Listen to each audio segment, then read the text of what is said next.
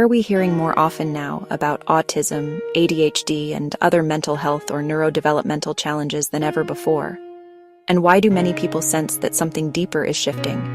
What we see is not simply an epidemic of pathology, but a complex intersection of genetics, environment, society, and modern life, pressing against human vulnerabilities. To begin, the numbers. In the United States, recent CDC data reports autism prevalence among 8-year-olds at approximately 32. 2 per 1,000 children, that is about 1 in 31, in 2022, up significantly compared to earlier decades. Globally, estimates from the Global Burden of Disease suggest a prevalence around 1 in 127 people in 2021, though measurement methods vary widely, and many cases go undetected in lower resource contexts. ADHD also shows strong heritability, 60–80%. But research increasingly points to environmental factors modulating its expression. So to understand the apparent rise, we must look beyond simple labels to multiple interacting pressures. One major factor is increased awareness, broader diagnostic criteria, and better screening. For example, autism diagnoses have expanded from narrow, severe forms to include milder, high-functioning or autistic traits categories. Many children who would have been overlooked before now qualify. But that doesn't explain everything.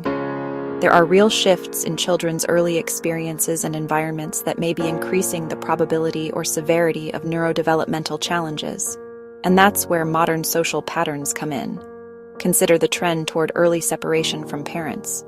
For instance, infants sleeping in separate rooms earlier than in past generations, or widespread use of daycares and early institutional care. That means less physical contact, less co-regulation, fewer opportunities for responsive emotional attunement. In the early months, skin-to-skin contact, breast milk, synchrony, and maternal presence help regulate stress systems in infants. When those are truncated, the autonomic nervous system may remain more reactive, less buffered. Then, moving outward, parents often report having less unstructured time with children. With urbanization and industrialization, many households become nuclear, losing the protective buffer of extended family or village networks. Children aren't playing outside with neighbor kids as much.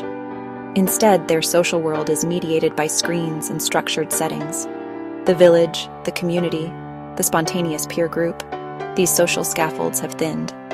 Add in that many children spend large chunks of time on iPads, phones, TVs, often from a very young age. And research does show associations between screen time and attention problems or ADHD symptoms. For example, a longitudinal study found that increases